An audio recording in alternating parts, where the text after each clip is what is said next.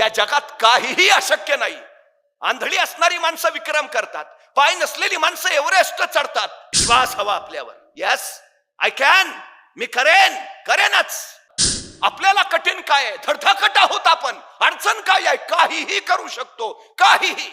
पहिला मीच आहे, दुसरा कोण आहे ते सांगा.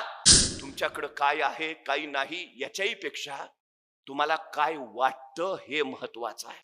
एरिक वेहनमेयर दोन्ही डोळ्यांनी आंधळा आहे, त्याला दिसतच नाही. जगातला पहिला अंध व्यक्ती आहे ज्यांनी एव्हरेस्ट सर केला.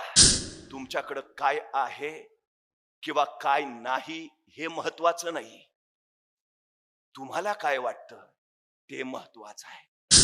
शिक्षक वर्गातनं दिलेला उतारा तपासत होते. एका मुलानं तो उतारा आणला नव्हता. शिक्षक चिडले, हात पुढं कर.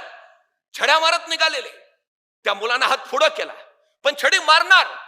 तो शिक्षक आणि त्या मुलाच्या हाताकडे बघितलं आणि त्याचा हात बघितल्यावर त्यांनी उगारलेली छडी माघारी घेतली आणि त्या मुलाला म्हणाले, तुला मारून तरी काय उपयोग आहे? तुझ्या हातावर विद्येची रेषाच नाही. त्या मुलाला वाईट वाटलं.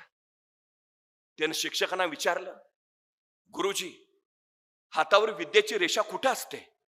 गुरुजींनी सांगितलं, इथं इथं इथं रेषा असते. तुझ्या हातावर नाहीच आहे ती. उपयोग काय तुला मारून तरी? अचानक काय वाटलं कुणास ठाऊक, मुलगा सरकन वर्गाच्या बाहेर गेला. 5 मिनिटांनी परत आला. त्यावेळी त्याचा हात रक्ताळलेला होता. गुरुजींनी विचारलं, हे काय? तो मुलगा म्हणाला, त्या नियंत्यानं जी विद्येची रेष माझ्या हातावर काढली नाही ती मी बाहेर जाऊन चाकून काढून आलोय.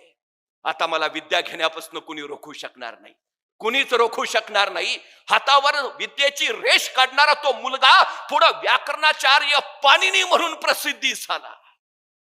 अशक्य काय आहे? तुमच्याकडे काय आहे काही नाही याच्याही पेक्षा तुम्हाला काय वाटतं हे महत्वाचं आहे, सगळ्यात महत्वाचं. खर तर मन सामर्थ्यशाली इतकं असतं, त्या मनाचं सामर्थ्य इतकं प्रचंड, तुम्ही काही करू शकता. एक मुलगा जो आंधळा होता, दिसतच नव्हतं त्याला. आंधळा आहे, कामाचा नाही म्हणून त्याला घरातल्यांनी सरळ हकलून दिला. पण तो भगवान श्रीकृष्णाची उत्तम अभंग रचना करायचा. त्याचा आवाज अत्यंत इतका गोड की साक्षात भगवान श्रीकृष्ण प्रकट व्हावेत की काय असा भास त्याच्या शब्दातून होत राहायचा. पण घरच्यांनी हकलून दिलेला. रस्त्यावरच्या एका झाडाखाली बसून भगवान श्रीकृष्णांचे अभंग म्हणायचा. माणसं भारावून जायची, त्याचं ऐकत राहायची. एकदा एका ज्येष्ठाने सांगितलं, अरे इथं झाडाखाली बसून भजन म्हणण्यापेक्षा या आग्रा मथुरा रस्त्यावर श्रीकृष्णांची अनेक मंदिर आहेत, त्यातल्या कुठल्या तरी एका मंदिरात जा. तो मुलगा उठला, श्रीकृष्णांच्या मंदिरात जाऊन बसला. तिथं अभंग म्हणायचा, भजन करायचा. लोक प्रभावित व्हायची. एके दिवशी सकाळी पुजाऱ्याने पूजा अर्चा आटपली. भगवान श्रीकृष्णांची वस्त्र बदलली आणि तो बाहेर निघाला. आणि त्याच वेळी हा आंधळा मुलगा पुजाऱ्यांना म्हणाला, पुजारीजी एक सांगू का? ले बोल ना. नाही, तुम्ही आज भगवान श्रीकृष्णांना पिवळी वस्त्र घातलीत, ती भगवान श्रीकृष्णांना अजिबातच छान नाही दिसत हो.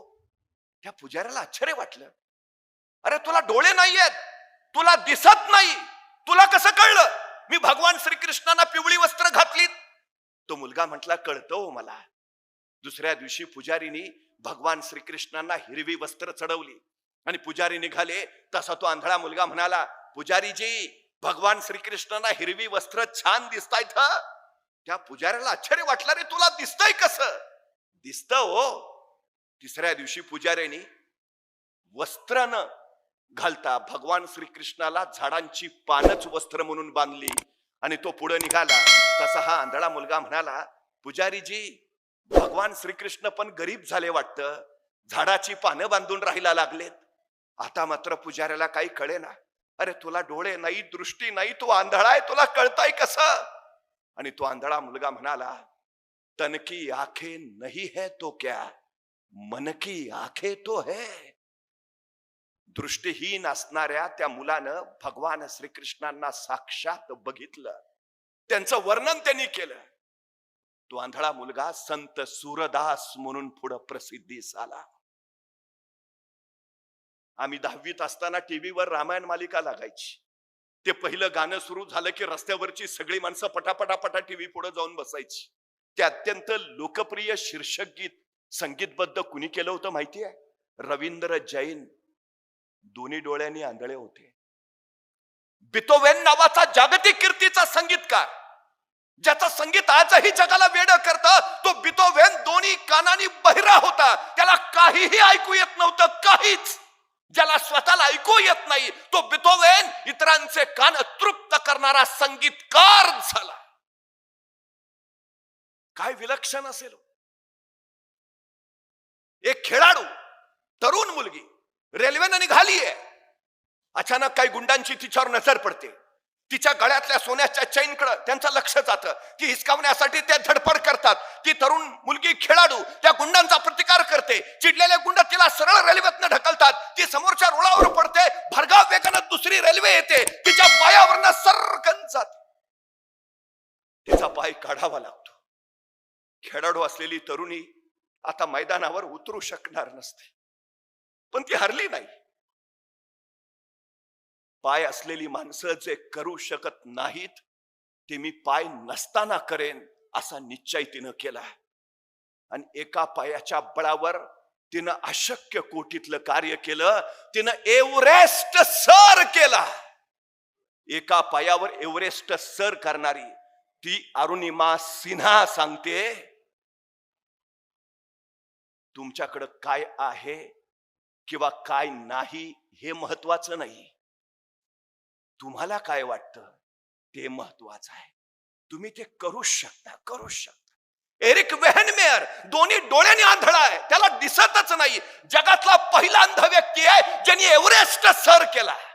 पत्रकारांनी त्याला विचारलं, अहो तुम्ही आंधळे आहे, तुम्हाला दिसत नाही, मग तुम्ही एव्हरेस्ट कसं काय सर केला? एरिक वेहनमेयर म्हटला, म्हणूनच केला, आंधळा आहे म्हणूनच केला. म्हणले म्हणजे? नाही, मला अडचणी दिसल्याच नाहीत ना. माणसाचं लक्ष ज्यावेळी अडचणींकडे असतं त्यावेळी तो अडचणीतच अडकून पडतो.